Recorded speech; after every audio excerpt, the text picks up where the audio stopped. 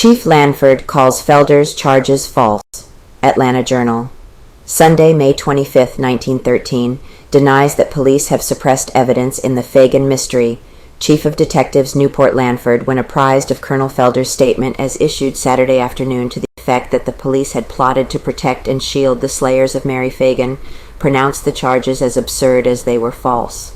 In replying to Colonel Felder's assertion that Chief Lanofor and some of the men on the detective force HDA leagued themselves with the Pinkertons to suppress evidence in the Phagan case the minute Leo M. Frank and Newt Lee were placed under arrest, Chief Lanford said, "The people of Atlanta themselves can judge just how much evidence we have suppressed on Frank and Lee from the result of the Phagan investigation thus far. Our efforts have been to find the slayer of Mary Phagan at any event, and we believe that we have succeeded. The mere fact that my men worked with the Pinkertons spells nothing sinister. The Pinkertons are employed by the National Pencil Company, it is true, but they are obligated only to find the murderer of Mary Phagan. Like the city detective department, the Pinkertons believe they have succeeded.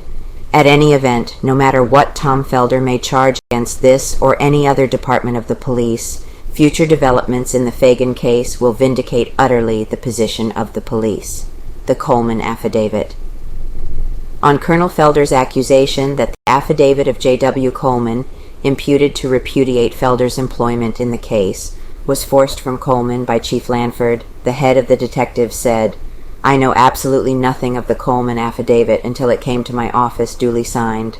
Even then, I objected to the fact that it was sworn to by G.C. February, a police stenographer who happens also to be a notary.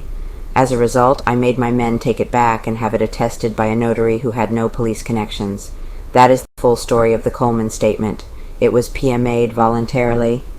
As for any attempt on my part or the part of any of my men to hurt the case of the state against Leo M. Frank at this late hour, as charged by Colonel Felder, I have only this to say. When Colonel Felder intimates that Mr. Formby, who made an affidavit to the effect that Frank phoned for a room for himself and a girl on the afternoon of the murder, was dug up by the detective department to kill the state's theory that the murder occurred in the afternoon, he knows it is untrue. I was informed by a friend that Mrs. Formby was in possession of valuable information relating to the Phagan case. I sent Detectives Norris and Tuning to see her, and they reported that she asserted Frank had called her on the phone Saturday, April 26th at 6 o'clock, asked for a room for himself and a girl. I went to see Mrs. Formby, and she told me the same story. I asked her if she objected to coming to police headquarters the following morning and putting her statement in legal form. She said she would. As a result, Mrs. Formby came to police headquarters and made the affidavit. A voluntary confession. Chief Lanford then said that the confession of Conley relative to the notes found in the pencil factory was made by the Negro voluntarily. Saturday morning, he said, Conley sent for Detective John Black, saying that he had something he wanted to tell Black, went down to the cell, and the Negro opened up. He told Black that he had written the notes at Frank's dictation, and also that Frank, the day before the latter was arrested, had passed the Negro in the hall at the pencil factory and whispered to him to be a good boy and everything would come out all right. The police never claimed that Conley had confessed to the killing. He merely talked of the notes.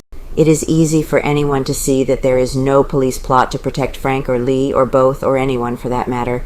Colonel Felder's statement is absurd, but he had to say something.